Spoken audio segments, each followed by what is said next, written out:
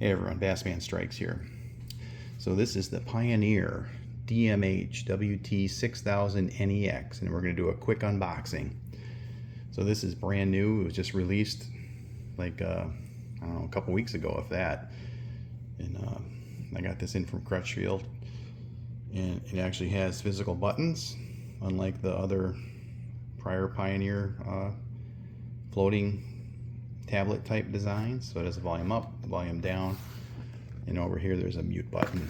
It also has the new OS, and it's supposed to have double the RAM and double the CPU power of previous models like this. So this should be snappier than the 8600 or the 7600 NEX. We'll see. Alright folks, so in the box we've got the AV cables, the power harness. So this is the power of the speakers, reverse signal input, that type of thing. This is the GPS. You need this. This is also doubles as a Wi-Fi antenna, I believe, and Bluetooth. This is the microphone. We have a bag of bolts. This stuff is kind of important. This is all the screen mounts. You don't want to lose any of this stuff. USB cable and the extension block for the display. So this is actually very similar to the 3800 NEX, just bigger and newer. The mounting system, I believe, is exactly the same. I just recently installed a 3800 NEX in my wife's van, and it's pretty good. It's kind of sluggish though, but I'm hoping this one's like way faster. Oh, so right here we have this is the actual mounting bracket. This bolts onto the single DIN unit, and then the display bolts on the front of this. It is exactly the same as the 3800 NEX and probably the 7600, and I think it's similar to the 8600. I don't know if it's exactly the same, but all right. So let's dig in here. So inside here we have the floating tablet display, and down here we have the single DIN unit. Alright, so here we have the tablet display. Let me take the styrofoam off. Alright folks, so here's the display. It's 10.1 inches. So right there we have the physical buttons, volume down and volume up.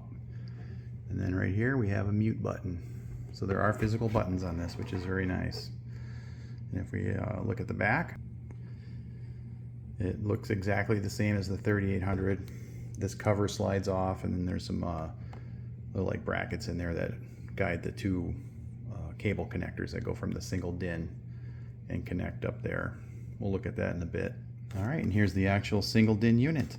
All right, so with the plastic and the styrofoam off, we've got the typical connections. Over here we've got the microphone up there, you can see it. That's the Maestro connection. What do we got there? Pre-out supply, GPS, Sirius XM, fan, there's the USB, and there's the main wiring harness. And that one there I believe is for a steering wheel control analog. If you're using a Maestro, you don't use that. It just uses the one right there. So that's pretty much it in the front. That bracket bolts on there, and you can use that extension I showed before. And the cables are exactly the same as the 3800. And that's pretty much it. So this should fit nicely in the Ram 1500 because it has a weird double DIN, not quite double DIN. So it has like weird filler things in the dash kit. But if you go with single DIN, it has a more complete look to it. So that's a lot better. And what else do we have in here? I think the last thing, we've got the user manual. So that's pretty much it, folks.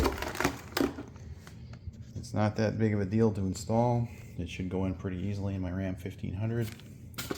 And again, here's this main display, and this all does feel really nice, high quality. You can see again, there's the physical buttons. There's the back of the screen. All right, that's it, folks. We'll do a bench test next. I have an antenna I can hook up, and we can go through what the apps look like and how the OS performs and everything next. And then I'll install it in the truck and go through it in a separate video. All right, thanks a lot. Fast Man out.